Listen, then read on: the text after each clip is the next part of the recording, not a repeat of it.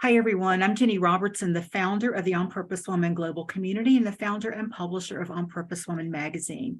I'm here to share the speaker portion of our Connections After Hours gathering of the On Purpose Woman Global Community. Rosemary Bredeson is speaking on Living a Cosmic Life in the Earth Plane.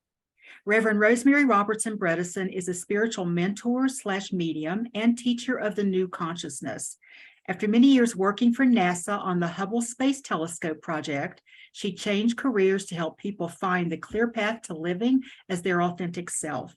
Using counseling tools and intuitive gifts, Rosemary works with individuals, teaches classes, and shares wisdom from many dimensions by speaking at events. And you can learn more at thescientificmystic.com. Rosemary, thank you for being here. I'm excited to be able to speak with the group tonight. So you're on. Again, I am Rosemary, and it's so fun to talk to this group because I know it's all women who are on a journey and exploring, and that makes it fun. So I'm going to ask everybody to take a couple of deep breaths and just to bring you into this present moment. And so if you would just breathe with me.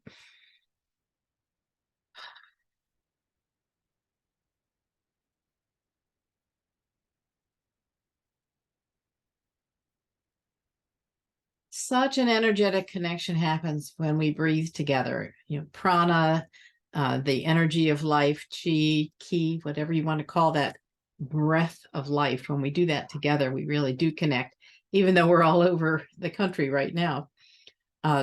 So what I do as a spiritual mentor, a teacher of the new consciousness, and a medium is that I help spiritually grounded women connect to the wisdom. And what you don't know, you don't know. And in this way, I can help you figure out the next step, learn what I call cosmic mastery so that you can bring magic into your life and live your dreams in your life. And so what we're going to talk about today is what is that cosmic life that I'm talking about? Now, my background's the Hubble Space Telescope. I'm a mathematician and worked in science and math. And I answered a call to become a spiritual healer. Now, some of you have heard my story before, but when you're doing things like having dinner with the astronauts and working with the senators and having visitors that you take on tours like Tom Clancy or Carl Sagan, people like that. When you get a call that says, be a spiritual healer, you go, what? Are you kidding? I get to say, oh, no, I'm responsible for the pictures coming out of Hubble and educational material. And so I resisted, as one might. However, I was gifted the gift of fibromyalgia. So my doctor wrote a script for me to take 4 months off of work. And he said, now, this is not to sit around and eat bonbons and watch soap operas. This is to do the dark night of the soul. You're going to do your work. So I actually did spend 4 months doing my work. I was at the time toying with the idea of becoming having a side hustle as a counselor because so many tools were helping me in my life. So I was studying NLP, neuro-linguistic programming. And I became a Reiki master and I studied hypnosis and I was studying some of these tools. And I got led to go to a seminary that was really a mystery school and spent 4 years doing that work. But also I was doing deep inner work. And at the end of the 4 months, I knew I couldn't go back to that career. I knew that my purpose on the planet was to be helping people find the sources for them of their inner wisdom, helping people learn how to be their authentic self. And that career turn was one of those things where, you're leaping off a cliff, right? It's a quantum leap in consciousness and quite a scary thing to do. However, here I am over 25 years later and feeling as if, yes, that was a turning point because I've been able to help so many people figure out that they don't have to do it the way it looks like you should do it. And so I've kind of eliminated that whole word should from the vocabulary. And just as an aside, I'm a wife, a mother, a grandmother, and I have 2 greats. So I'm really old. But in the process of learning about myself, I actually figured out I didn't need to have fibromyalgia anymore. I learned what it was here as a gift to give me. And so many years ago, it left and I don't have it. And even though there are doctors who say, oh, well, that can't happen. It's like, yeah, right. Don't tell me that. It's kind of like, I will share with you that I had a mammogram and a new radiologist was like, oh, I really need to tell you, this looks really bad. And then the pathologist said after the biopsy, nope, beautiful. Those samples are beautiful. And she said, the radiologist said, no, please go back and look at them again. And she did and said, no, they're really beautiful. She's fine. And a year later, another radiologist had the same thought. And the first one said, I'm sorry, I'll go back to the pathologist. And the pathologist said, look, I took them out again. I looked at the samples again. She's fine. And it's such a great story because, you can go into fear. You can go into questioning. I mean, I knew I could handle whatever I had to handle. But at the same time, it's kind of like what I said to the radiologist was, I'm an energy healer and I'm kind of spiritual and I don't pay attention to circumstances. I got bigger connections to work with. And those are the things that we can learn about. This is when I'm talking about a cosmic life, it's understanding that there's something greater going on. It's like, as an ordained minister, I've done a lot of weddings and never had them rained on. And as a matter of fact, I did a wedding next to a lake in Colorado one time. And afterwards, somebody came up to me and said, it was so windy when the wedding started. And then all of a sudden the wind died for that whole time that you were doing the wedding. And now at the end, the wind came back. How'd you do that? It's like, when you know who to talk to, the weather devas, whether the wedding's at the beach or at a lake or in the woods, there's a level of stuff going on that's kind of bigger than our circumstances. And we get so anchored into 3D that we think the circumstances are defining us. But actually, we're part of a big cosmic plan. And we're part of the universe and we're one with it. And I know some of this is going to sound woo-woo, but actually what I had a reading years ago with Sonia Choquette, a pretty famous psychic. And she said, well, Rosemary, when people tell you something's woo-woo, just realize that they haven't studied quantum physics enough to understand it. So quantum physics is now teaching us what woo-woo used to be and what the masters of wisdom from the ancients have known all along. They're just science is catching up. So I wanted to say all of that in the beginning so you understand when I talk about a cosmic life, what does it look like? It means being aligned with that plan. Now, people can call it the divine plan, the universe plan, God's plan, the great creator has designed things, whatever you want to call it. We're going to put it in the bin of the cosmic plan. And it says that there's, I've heard people call it conscious intelligence operating, however you want to name it. So I don't believe that there are different traditions that are really mutually exclusive. I think they're all talking about the same being, intelligence, the cosmos is what I'm going to use to talk about the fact that you're a part of it. And when humanity starts to understand that we are all connected in this net, if you think about a web of netting around the planet, and each human being is one of those little intersections, one of those nodes in the net. And it's all lit up by energy. Now, we have responsibility for our node and lighting it up. We don't have responsibility for anybody else's. They have their own thing. But if we're going to have more light in the world, we have to light up our node and it's connected to everybody else's.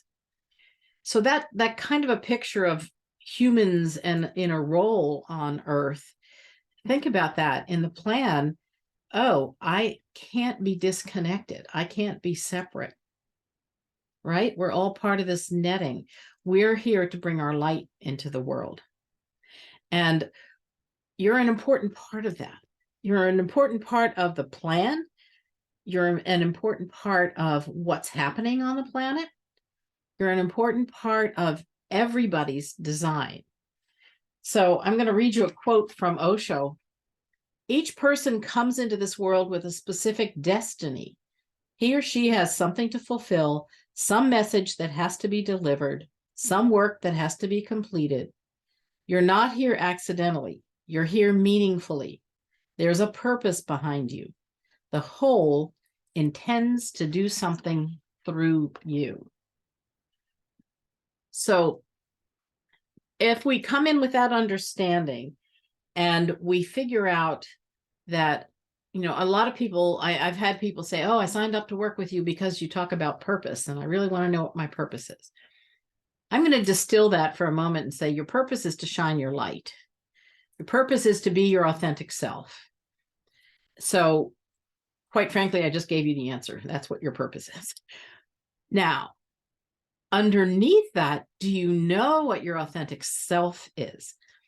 In our breakout room, we talked about that, how we take in from other people, all the shoulds, all the roles we're supposed to play, all the what you can and can't do things. And I also work with human design with clients. I do human design readings. I incorporate it with my ongoing clients and private mentoring. But in human design, we learn what we are designed to be, how we're wired, where our resources are, and where we've taken in what's called conditioning. And we all get it. I mean, you're raised in a family that comes, genealogically down through the ancestral lines. There are these things that we think are true. And what we get to do in adulthood is start to question everything we believe. Everything. Is this mine to believe? Do I want to continue believing this? Every day you get to make these decisions. I worked with a client just this morning, and we were looking at the Akashic records and some past information. And the past that was holding her back was believing something about herself that wasn't true anymore. It kept her safe when she was 3. But it's, when you're in your 30s, you don't have to use the same mechanisms to feel safe that you used when you were 3.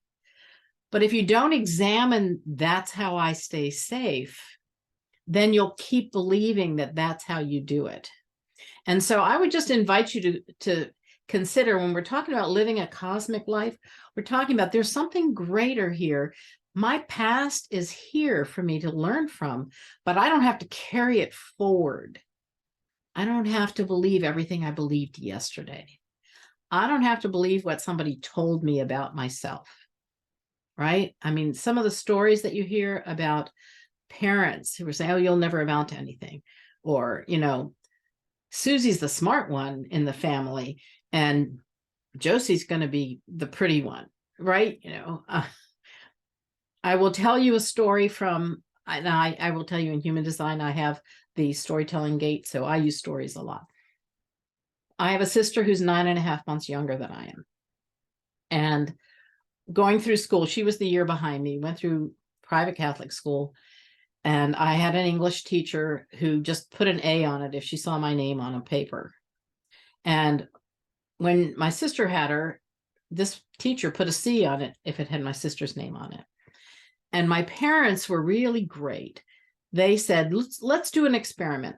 Rosemary, you write the paper for your sister and submit it, which we did. And guess what the teacher put on it? A C. And my parents turned to my sister and said, it's not you, it's the teacher. And my sister, who had thought she was a C student, then went to graduate school 4.0 through graduate school, got her master's in counseling psychology. But it was God bless my parents, they were wonderful to be able to do that, to say what that teacher's telling you is not true. And we don't all get that along the way, right? Or we have we get passed over at work, and so we think we're not good enough. or we go for a job interview or an audition. And what we understand is it's not about the circumstance that happened. We're in this lifetime to learn lessons. And that's where the cosmic plan comes in. If we get into gratitude for everything that happens because we're learning lessons, and if we start embracing, there's a bigger plan for me to live out, I'm a part of something bigger, we stop beating ourselves up. We stop beating anybody else up, right? This happens. It's an event. I teach this formula to my clients. Event happens. We have an emotional reaction, right? Knee-jerk, emotional reaction. When we learn to hit the pause button, and that's where we can move into, okay, something greater is operating here. It's not just this little tunnel vision thing that I'm looking at. The pause button allows us to choose how we act, how we respond. So that event doesn't define us. The emotional reaction doesn't define us. The pause button allows us to choose a response. And that's where what supports us in this process is there's something bigger going on here. I'm not bad. I'm not good enough. Or, oh my gosh, how many clients talk about unworthy or not enough? I mean, my goodness, what ruler does somebody use to say you're not enough? You're here. You're alive. You're enough. Excuse me, but you're enough. I'm going to say that to you right now. No matter what you believe, I'm telling you, you're enough. And if we have to do a little work, we can have sessions. I'll talk about that to figure it out. But understanding that, because think about it. If there's a big plan and you got incarnated on planet Earth because the big plan and Mother Earth said, hey, we need Mary on the planet, born this day. Let's give her these resources and let's have her be the one who fills in this little piece of the big puzzle, right? So why would you think you're not enough? You got the piece of the puzzle. You're here to be that piece of the puzzle. And that's where when we move beyond the idea that I am defined by my circumstances, or, oh, woe is me, victimhood, right? Or I don't have enough to make this happen. We forget that the plan is going to work out anyway. And the plan is to give you all the resources you need to fill in that puzzle piece. So Belinda knows she's here to do something on the planet. But I would say Belinda's here to be someone on the planet so that the doing just happens, right, Belinda? Isn't that how it works? And we forget that. We forget we're just supposed to be who we are authentically, and then the answers will come. So I'm going to tell you some things about being your authentic self that we don't usually teach. I remember at an on-purpose conference, I don't know, 2014, maybe a long time ago, I spoke about the bodies that we have. We have a physical body. Everybody here knows that. I think there are other folks here who are spiritual and spirit beings. They don't have physical bodies, but we all have physical bodies. We have emotional bodies, right? Everybody has emotional bodies. The next body out is the mental body. That's our thoughts. And I would just warn you right now, don't believe that everything you think is true, because you can question it. You can change your thoughts, but that's another talk. So you have your physical body, you have your emotional body, you have your mental body, you have your spiritual body. That's where your beliefs come in. And I'm not talking about religion here. I'm talking about that greater than, that spiritual being. And then you have your cosmic body. Now, not a lot of people talk about that. Actually, I don't know anybody else who does. But the cosmic body is the part of you that's part of this big plan.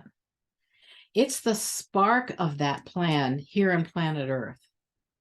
So you have a cosmic body that is, when you connect to the bigger, the greater, the all, you realize that we really are all one. We're all part of this. Remember I talked about that net where you're the node and other people are also nodes, but it's one net, one group. That's all part. It's all one. So that's bringing that concept of who I am is greater than this body. Who I am is greater than the circumstances. Who I am is greater than my bank account. Who I am is greater than the house I live in or the car that I drive or whatever measure gets used. It's like, bring yourself out to that cosmic space that you are already.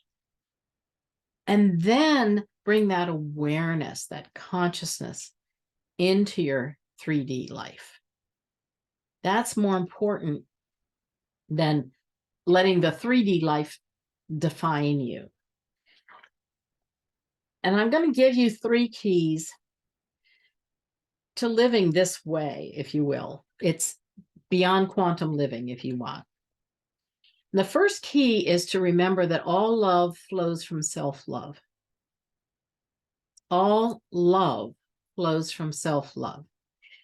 If you remember the phrase, love your neighbor as you love yourself, I always grew up thinking that that meant I was supposed to love my neighbor more than I loved myself, right?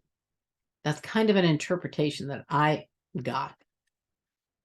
And then one day I had this realization, love your neighbor as you love yourself.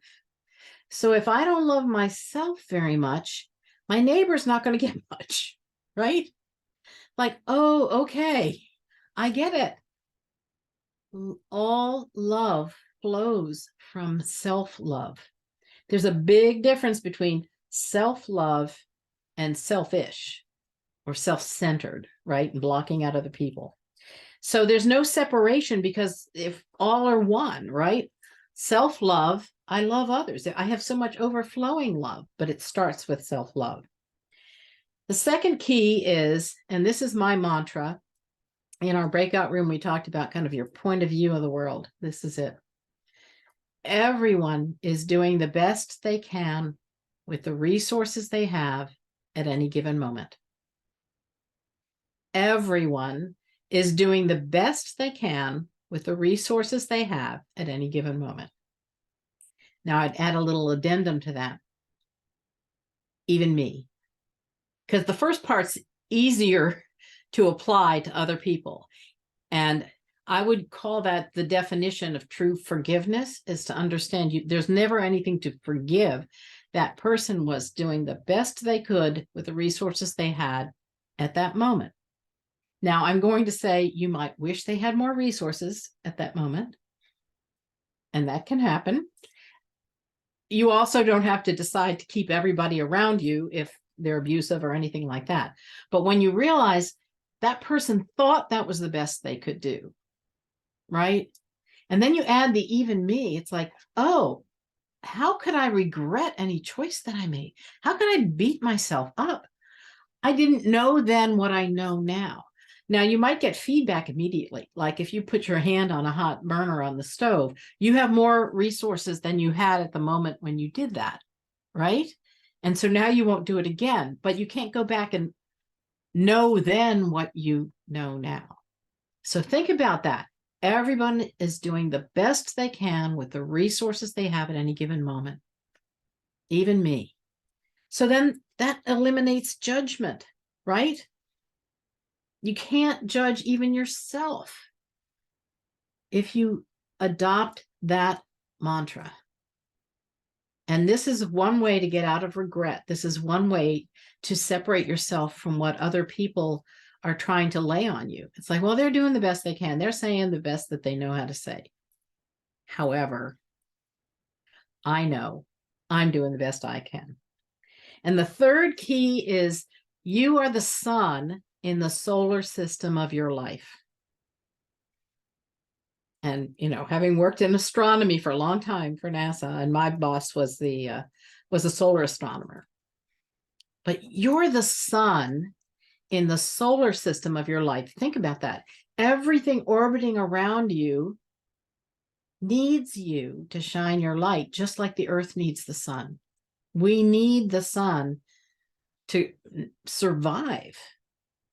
So if you're the sun and you are putting your light under a barrel or a bushel basket, that's going to impact your ability to share with others. Other people need that.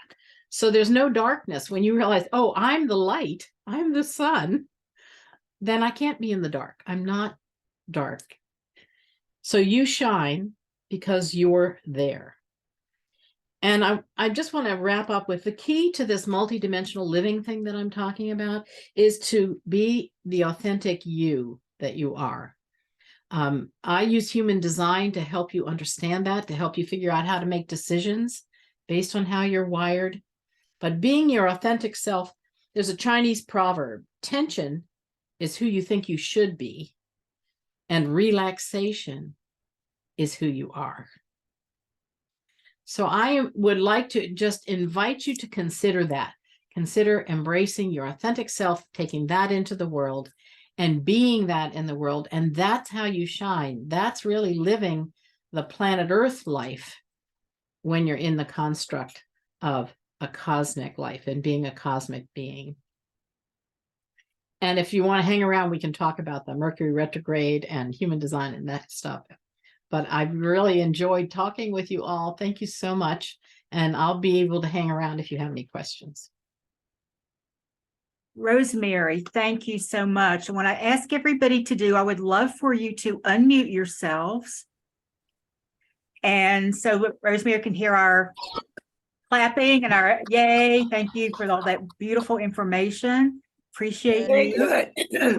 And I want to thank anyone who's watching this on our YouTube channel. If you'd like to join us for one of our free Zoom gatherings a month, or an in-person in Richmond, Virginia, or a new meeting in Tallahassee that starts this Sunday, comment and I'll tell you how you can do that. Or you can go to my website, opwgc.com, and find out all about our community. Thank you.